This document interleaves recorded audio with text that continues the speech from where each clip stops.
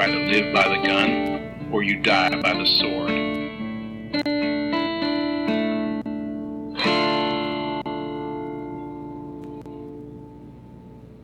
Welcome to the Good, the Bad, and the Weird podcast. I'm Nicho. And I'm Chris. And today, for our next MicroView, we are dipping our toes back into the world of fairy tales. Indeed. Albeit a little more on the micro scale and modern, with a twist as every M. Night Shyamalan movie does. I bet you were expecting me to butcher his name. I will butcher his name, because Shyamalan is difficult to say. That's right, we're doing Lady in the Water. Oh yes, the critically hated movie. Oh yeah, but kind of a perfect one to do just because it is that polar opposite of The Shape of Water, and also it also is water-based as well, with that less wanting to fuck the creature. Less wanting to fuck the creature. Okay, so we picked these two, and then I did my research on Lady in the Water. And I apologize to Shyamalan. I didn't realize that he had intended this to be a children's bedtime classic tale in style. You didn't know that?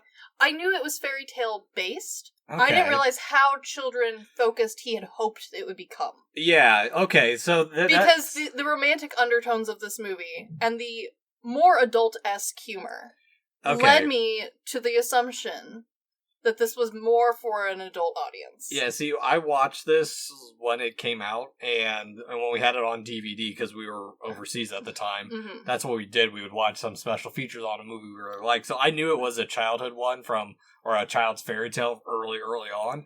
But I see exactly where you're going with this, because there is quite a bit to this that has me questioning the maturity level of everything. Yes, and also, I watched this, I think we watched this one in theaters when this one came out. As, a friend group we went. And we remembered, it being, talked about that, oh, this is a Shyamalan film that's not Disney's focused.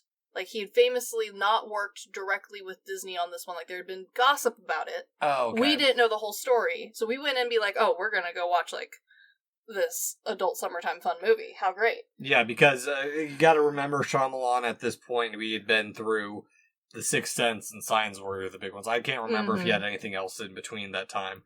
But yeah, no, I get what you're saying. The Village too, that was it as well. But yeah, because he always had that. He was known for horror, so this was a major departure from what he was doing until he did The Last Airbender. Yeah, exactly. But like we said, it's written and directed by M. Night Shyamalan, starring Paul Giamatti as Cleveland Heap and Bryce Dallas Howard as Story.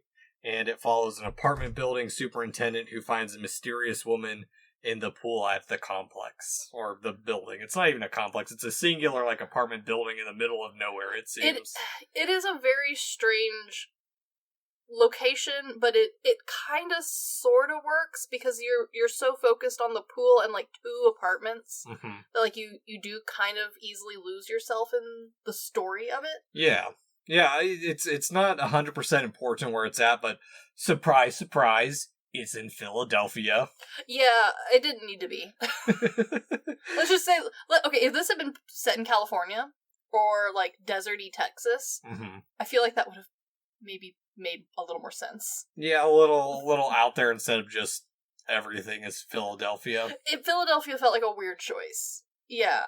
Yeah. Yeah. But, and I think part of it, too, is because it feels so isolated, because we never go outside of the complex. I think that's why it feels weird, because yes, because I was kind of hoping to be set in, the Courage the Cowardly Dog Endless Desert sort of setting, where it's this town has a singular motel, this one apartment complex, a gas station.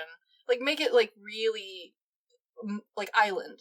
Make it so removed from the world that it could be any time, place. Making its own microcosm instead of, well, it's part of Philly. Yeah, and I do see his vision, because, especially now, I have seen, I think, most of M. Night Shyamalan's library. Most of which, honestly, against my will.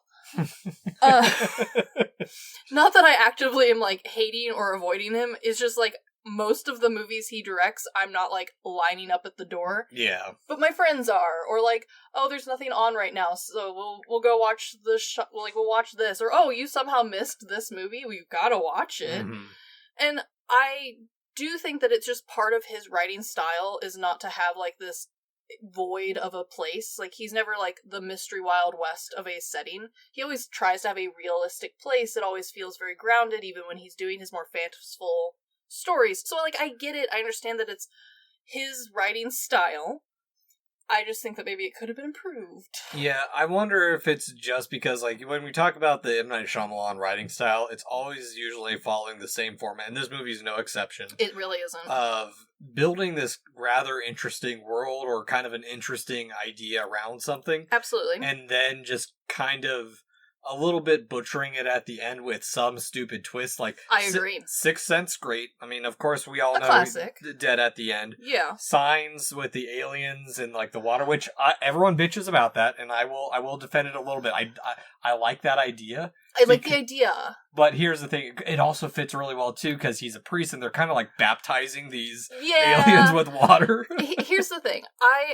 Most of the Shyamalan films that I've seen, I would argue horror is usually where I enjoy his writing the most. Mm-hmm. And then everything else, and this is a prime example of it, I have enjoyed his stuff more when he has either extra stuff to go with it, in this case, a whole children's book, that explains a lot, upsettingly. I don't think I've ever actually read the book. I think my mom owns it, but I don't think I ever read it myself. I did not read it until we started looking at this one, and then I realized how children's focused this movie, his intent was. Well, and it's not just because it was a children, that wasn't fully the intent. It's based off a story tale that he told his own daughters while they were growing up. No, yes, I totally get that. And I do think also the movies that don't have, like, extra material as far as books or storyboard or something out there to, like, help round out a lot of his writing, the ones where he has time to do an interview or behind the scenes where he kind of, like, rounds it out also helps. This one has both, thankfully. I think that the thing that made the children's book weird, and I don't think I'm the only one who felt this way. A lot of the, like, fans that I was trying to read on their, like, reports or reviews of this movie kind of had similar opinions, was that because the children's book came out the same year as the movie, and I think it came out after the movie, technically. I think you're right on that, because, yeah, I know that, but that is one thing, too, is, like, does a movie need that appendix of additional knowledge to make it better? I would argue normally no, but Lady in the Water is a weird one, because now that I have gone through that children's book, and I have listened to his interviews, I see the vision of Lady in the Water so much better. This movie makes so much more sense. It is much more poetic and, like, a great example of, like, modernizing a fairy tale and having both a kids, like, centric part of it. The book is very kid-focused. It's not, like, kid-adult hybrid, which, like, Neil Gaiman movies and books tend to be a little bit more on the mature side, even his, like, kids ones. This one is, like, a nice, like, two pieces, but both parties can enjoy both sort of situation. But because the book that the movie is supposed to be, like, a retelling of and, like, an expansion on came out after, and no one knew about it, really, like, it kind of, unfortunately, especially when this came out, watered down the experience, and now, like, because it was watered down, I don't think people come back to this movie. Yeah, no, I can definitely see that. I think that's because maybe, again, you said most people don't realize it's based off a children's book, and it is meant to be more of a family-friendly version of what he's done. I mean, it's still rated PG-13, so it's a little bit more mature. It is, and, like, the movie's definitely, like, aimed at the adults, and the book is definitely more aimed at the kids. And I wouldn't say they're little kids. Like, these are definitely, like, 6 to 10-ish range feels correct. Because it's kind of a long kid's book. I think it's in the 70-page range. But it's still, like, it was a wholesome story. I felt like it did a great job expanding on the world. I liked all of the mystical characters and the powers that they had. Yeah. Well, I think that's one thing that is interesting in the world building is I will say it is very heavy-handed in starting off that it's a warning from nature spirits. Yeah. And all this, like, mythical thing of, and granted, they're all made up. So it's kind of this cool hybridization of East and West, because most of this fairy tale is told through this Chinese grandma. Yeah. Which is also a weird part because he's got to pretend to be like a child, so she'll tell him the story instead of just, like, telling the story, which... Yeah, okay. lots of weird things, but very. But that's the cool thing too, is like it's told through this, but when we actually do eventually meet Story, Story is more fae-like, more Western fairy-like, like with her pale otherworldliness, elfish a bit too. Oh, for sure. And again, like I really liked the world that was built here. I do think it was, and I don't know how super intentional the PG-13 rating was. I do think this would have been a really easy one to bring down to just PG and not have lost anything, really. It's mostly 13 because of some language and, like, a couple of, like, oddball scenes that, like, honestly, we could have massaged a little bit. Yeah, made it a little less scary. And that's the unfortunate thing with children's movies, is we do see them try, and especially around this era and into our modern era, is they do try and tone it down compared to, like, The Land Before Time, Watership Down, even Five Will Go, not Five Will Goes West, An American Story. Yeah. Those all are relatively dark in many regards. They are dark, but they are dark in a way that, like, it is dark for the children. This one does, like, and I think it is part of the part that got lost, is when he was working and writing on this, there's a very long and interesting backstory on, like, who would be willing to distribute and back him on this, and Disney turned him down for a multitude of reasons. And I do think that if he had managed to just tweak a handful of things and get it down a little bit on, like, the adulty humor and, like, the adulty spook, I think he could have probably done it. And I wonder if maybe with a little better backing and a little bit better, like, advertising, if maybe this would have done better. Well, I wonder too, because it also, like, isn't too far of a stretch to be a kids movie, because no, it's really close. I mean, granted, I watched this 2006. I was, depending on when it came out, I was just starting high school. My middle brother was middle school, and my youngest was elementary, and we all watched this no problem. But I mean, granted, we all watched older films that we probably should have as kids. But no, I completely agree. I think though that this is one of those ones that the advertisement led us as our friends group, because we were, I think this was like, we were like, oh, we're high school kids, we're gonna go to the movie theater and watch, like... We're gonna watch our first Shyamalan movie he's supposed to be a good, scary writer. Yeah, because, like, I mean, granted, we had watched horror movies, but it was like a basement club sort of thing, like, oh, don't tell Mom we watched The Shining, you know, like... So we were excited to, like, maybe branch into this, like, more adult fantasy and romance sort of genre. And I think if this had advertised itself as just PG, it would have been maybe a little bit more intriguing for, like, the actual audience intended, right? Yeah, well, I wonder if it's not necessarily the darker moments we talk about, because, I mean, granted, our main character almost drowns at the beginning and partway through the movie. True, but a lot of children's movies do that too, so like we could have done around that. Yeah, I mean, the only other thing I could see, like, very scary for kids is the dog, the Scrunt. Yes, like, the Scrunt was spooky. I do remember being scared of that. Yeah, especially the hallway and, like, the grass scene. I could see both of those, but I don't think they're dark enough. I don't either. I think there's some of the other... It was the other scenes where, like, example, the one guy working out one arm. Hilarious as an adult. Totally weird from a child. Well, and that's the thing, too, is, like, it almost feels like this quirky cast of characters is, in a way, a little bit too... comic book-esque. Yes. And that's the thing, is, like, I do like them. Everyone in this is just slightly larger than life. I agree. And I wonder if it sits on that weird thing where it's like they're a little too quirky to really fit into a horror film, but some of them are just a little bit too mature to be in a kids movie. And I think yes, I agree. Well, I think part of it too is what Story is there what she's supposed to be there for, is that she's supposed to be this, basically, her entire role of existence in this world is to be a muse, to spark some great idea. And I think that's the part that really changes where the movie could have been a good fairy tale movie. Yeah. Because it gets a little bit... I mean... You lose the plot halfway through, I would argue with that. I think part of it, too, is it gets a little bit pretentious in the fact that he casts himself as this writer who's going to be making the...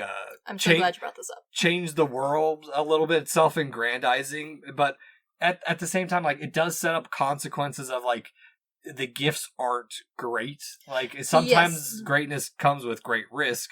And so it's like, okay, we'll end up getting this happy storytell ending, but it's not going to be 100% happy for this one person down the line that's kind of a side character for the most part. Yeah, okay, and that's where I, and I think a lot of other people also had an issue, was like, the base idea of the moral of this fairy tale is good, but it gets kind of convoluted at one point, which, like, sure, I could work around that. And then it gets just kind of weird in the Shyamalan way. Yeah. And, like, it is a unfortunate fact that has plagued Shyamalan in so many of the movies that he has written and directed that it's almost like, no, I shouldn't say almost, it is a running joke of his movies that, like, oh, it's going to be the weird...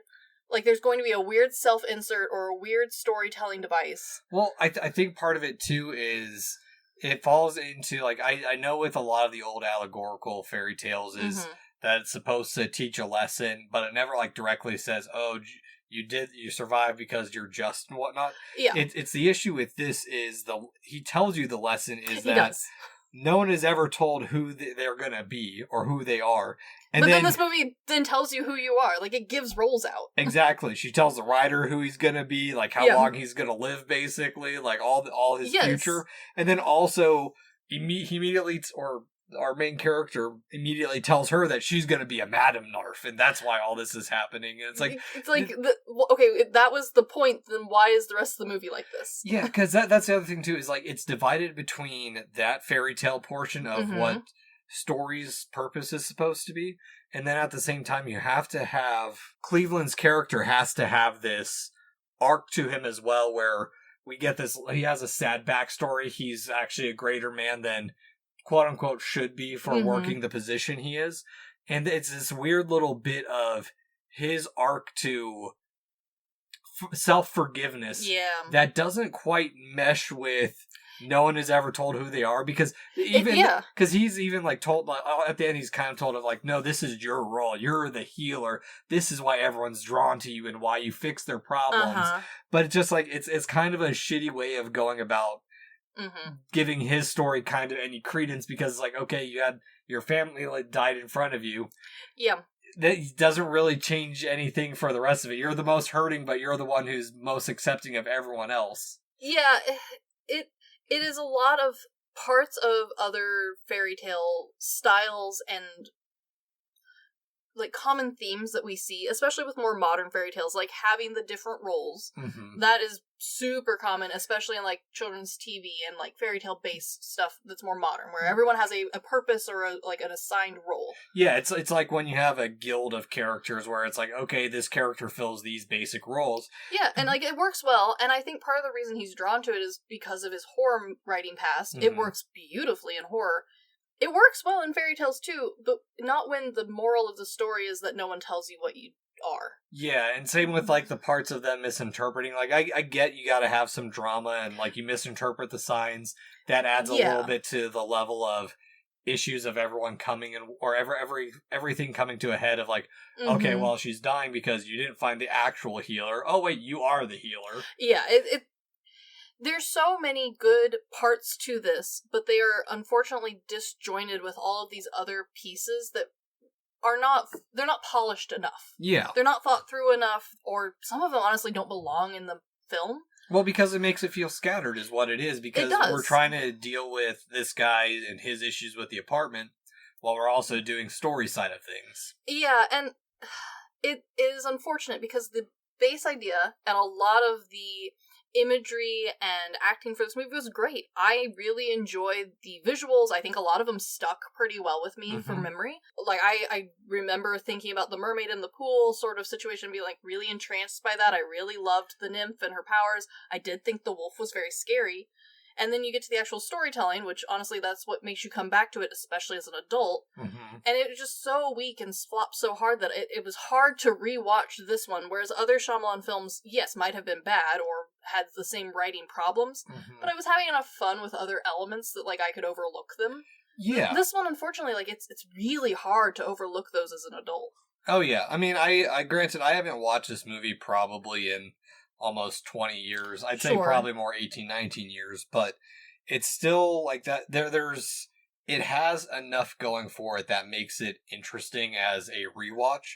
Yes. And especially trying to get the fairy tale stories that we've had a lot more of these mature, and as we've explored more folk horror films. Definitely. Like, there was one I watched last year called Exhuma, granted different country, Korean and Japanese, but the way it explores the tensions between the two countries through its folklore is what really sets it apart and makes it interesting, especially if you kind of know some of the folklore. As a Westerner, there's things that are going to be weird in that one. I agree. But this one has to explain it, and maybe that's what it is too, is this one has to explain everything to you because it's its own made-up mythology. It doesn't have this kind of core mythology that you can kind of see, okay, he pulled, and I'm sure you could probably say, okay, he pulled from here, he pulled from here, he pulled from here. Oh, definitely. But, like, not enough for you to not need that background knowledge. Mm-hmm. Because not only is the children's book super helpful, granted, I didn't get through the entirety of this book, but another book that is also very helpful if you are trying to, like, get through this stupid movie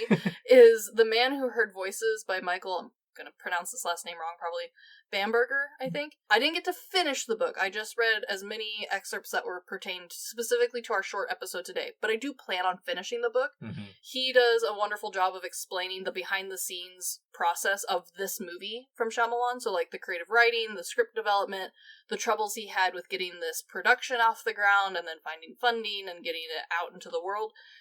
That background, plus the bedtime stories now that I've read it, before I watched the movie, greatly improved my, like, perception of this movie. And then I went afterwards and I did fiddle around on the DVD and listen to all the extra stuff. And, like, it's upsetting that I need all of that buffer to actually really like this movie. Yeah, and that I think that is the big issue, is because it attempts to be a self-contained movie, but it needs some of that outside information to make it a more complete picture. And I think that's my biggest qualm with this, rewatching it as an adult, is you have to have that understanding. Like, I'll defend this movie because, you do have to go in understanding, while Shyamalan is a horror director usually, this is a technically meant for children-ish movie. And it's upsetting because I am all for doing all of the background research and, like, pre-reading a book to make a movie watching experience better. Yeah. But the main thing that hurt this was that all of this, like, the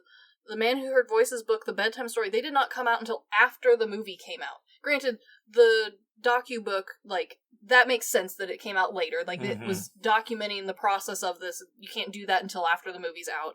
But the bedtime story, if that had been published a year or even two beforehand, had a lot of build around it, really pushed that book, I probably would have picked it up, even in middle school and, like, early high school, because, like, that would have really built more around this. I would have been interested in, like, oh, my horror movie guy that I've been, like, experimenting and watching those movies, now he's doing this other thing. It's very out of left field, but the cover looks really cool. The art's very good. Like, I could get into that. Yeah. But he didn't do that. Yeah, and I think that's hard, too, especially with mythology, because, like, if you go to other movies that are kind of a little bit more abstract in their presentation of, like, the Spirit of the Beehive and its portrayal of the Spanish Civil War, or, like, The Color of Pomegranates, are both very visually interesting movies, but they don't hit as hard if you don't know the historical impact or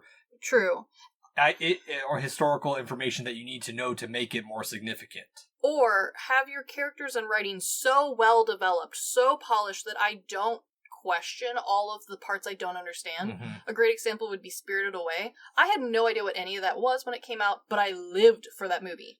Did not understand bathhouse culture, did not understand most of the, like, creatures and monsters that were standard for Japanese mythology, and which ones were not. I had no idea, but I didn't need to, because the writing was so polished, the story was clean and tight. This one, unfortunately, it's a little loose. Exactly. I mean, I didn't know until, what was it, early last year, or the year before, when I was starting to read into more Japanese folktales, and learned that, okay, the reason Haku's a dragon and the stink spirit's a dragon is because dragons are associated with bodies of water, and it's like, okay, but I didn't need to, right? Yeah. Like, that movie so perfectly encompassed everything that you could be confused, but you could enjoy the movie fully. You could recommend it, you would revisit it. This one's just really loose with a lot of things. Yeah, and even then, it's like all the plot I think that's the issue, is Shyamalan is one thing I will say he's really good is really building up everything to try and do that one twist to the point where it's unfortunately that's what you're looking for is that one twist. Because you know it's coming. And this one it takes his formula and then has like 2, 3, 4 little twists of like, okay, you got all that until the very end when we get the one-armed dude, which I do want to say there is a nice little bit of detail of like, well, everyone's in the one apartment for a concert, which I call a lot of bullshit on. But I do too. I do like in the background while they're forming the wall, this guy is just outside of the party eating a plate of food. I love that. And you see him in the background before all of this happens, and he just kind of happens. He's the one character who, of everyone in this movie, is the one that he isn't told who he's supposed to be. No, and he's the strangest character. But here's the thing. This is a fanfic thing. Okay. We've talked about this actor earlier this year. Well, yes, we have. Or at the end of last season. He is Freddie Rodriguez, who played El Rey in Planet Terror, and I would like to think that this is part of El Rey's legend, that he lost all that bulk by Planet Terror. That would be hilarious. But I mean, that is the thing, is like, it is that one big twist, and it feels just a little bit stupid, because we've only seen this character, like, twice before. But he's such a caricature, but he stands out so much. Yeah. And I get that you're supposed to, like, have a note, a light bulb thing to be like, oh, I should keep track of that character.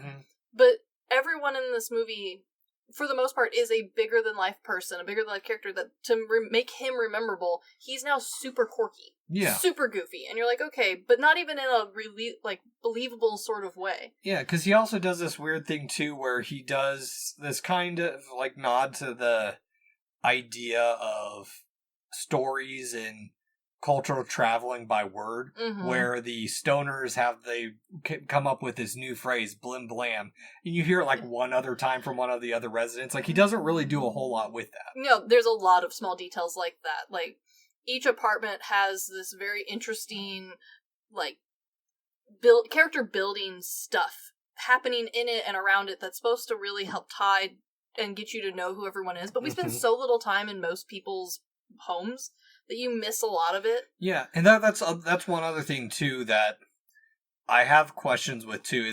It's all the side characters, but then we have the big arc with Cleveland and Story, where it borderlines this weird, most of the time, fatherly figure to it feels a little bit sexual at times, where it's not, but... but that was my confusion when this movie came out, because I didn't have the background knowledge. That the tension between the characters feels odd. And part of that is poor writing.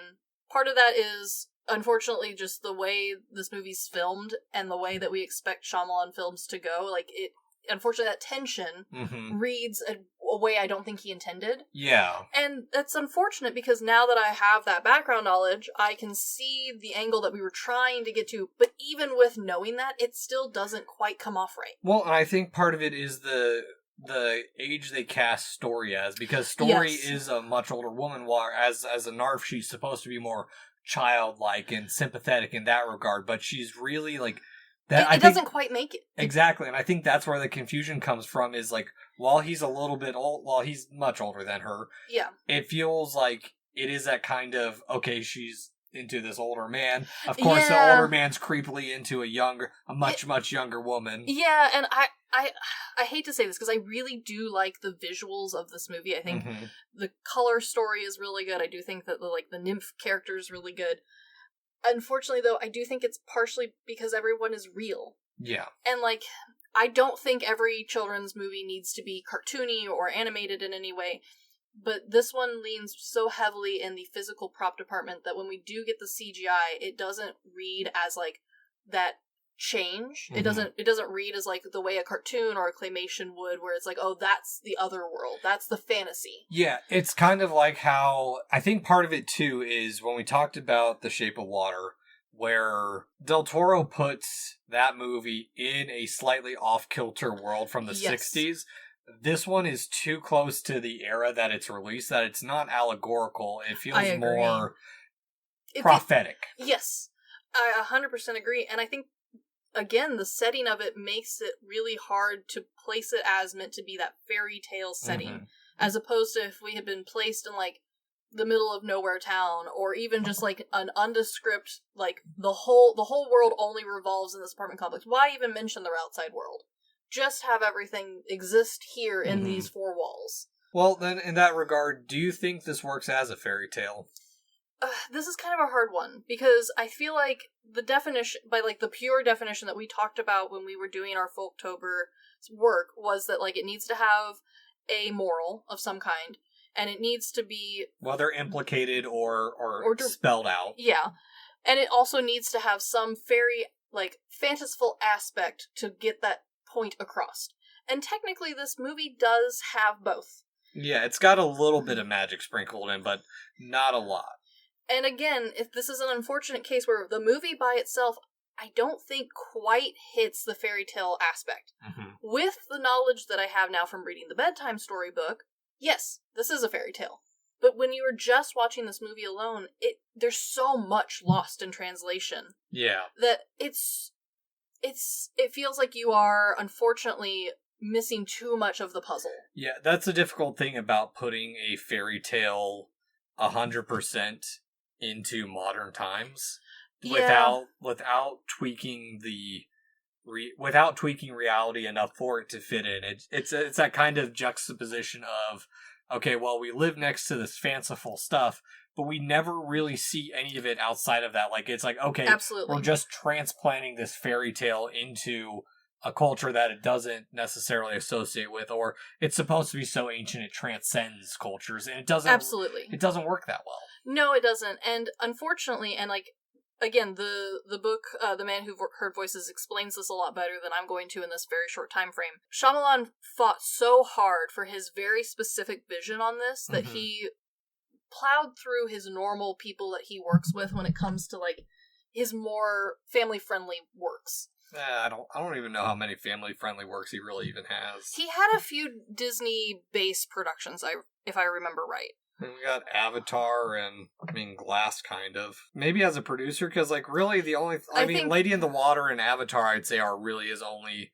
and After Earth. I would agree, but he unfortunately did burn a couple bridges that I think would have potentially steered him towards a little bit either more fanciful, like, lean heavier into the fantasy aspects to really hammer it home, or maybe have directed him a little bit different with his use of CGI to really hammer in when the fantasy is happening versus when the real world is occurring.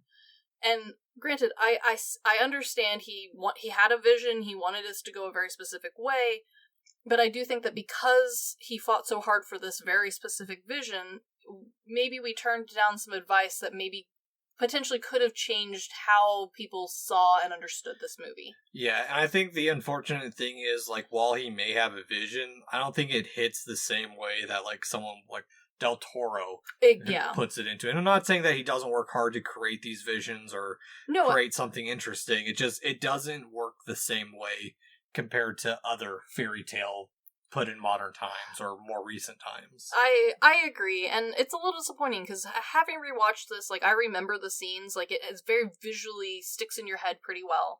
And so I had kind of hoped that maybe, like, I was just being overly critiquing of it when I watched it the last time and that I was just not remembering it super well, or maybe I wasn't paying attention. Yeah. I think I was paying attention, unfortunately. So, Chris, rent, buy, streamer decline that we ever watched The Lady in the Water despite having an audio recording of us watching it. I think, unfortunately, this is I'm going to have to split into two camps. Okay. If you are a normal movie person, maybe stream it if it's, if it's interesting you, or, like, because, like, I did enjoy it. I had fun. It's just not the critically acclaimed film that I would hope from Shyamalan. If you like a little digging around and some background info, the two books really do improve my opinion of this movie quite a bit. And then the background, like, behind the scenes and the interviews with him and the actors, I think those add a lot to this. So if you are a background research person, I would maybe buy it. Just so you could have the DVD, like, catalog. I would definitely see if you can rent the books from the library, because they were very interesting. I do plan on finishing the longer one. So, like, if you are a research person, there's more here. There's more interesting stuff happening. But if you're just a normal movie person, honestly, like, it's fine. Yeah, no, and I completely get that. I'm very much in the camp of, I'm going to say stream it, because while I still enjoyed it, I don't think I liked it as much going back into it, because it just also might be recency bias in seeing something as good as The Shape of Water. True, that was very good. But I also think that as I've gotten older, I am a little bit annoyed that to really appreciate and understand this movie, you have to have all this extra stuff around it, and like... No, I completely agree. I don't think this is how you should have to watch a movie. Yeah. It's just that now that I have it, it is interesting. Yeah, it's a little too heavy-handed to really be an allegorical or be a fairy tale story. It gets to that point where it's just a little bit too preachy for my taste, and I'm like, okay, absolutely. I just kind of want it to be over for that part, and I want more of this extra world outside of this one apartment complex in Philadelphia. I absolutely agree, and if Shyamalan ever decides to make another movie in the same universe using all the stuff he's already built, I bet that one would be good. Could be. Because the groundwork would already be freaking done. I don't know, I think you'd have to do a lot of backtracking to explain all the other stuff that's not included in this movie. That's true, because, again, the bedtime story was surprisingly long for a children's book. Yeah, but now it's time to leave the primordial horror waters and enter and gaze into the future / our past of mankind for our next deep dive in MicroView. Very true. Time to get historical. Ish. Kind of. Fantasy historical. Yeah. Only the parts you paid attention to in high school. Not even that. But, anywho, this has been The Good, the Bad, the Weird MicroViews. Thanks for listening. Peace.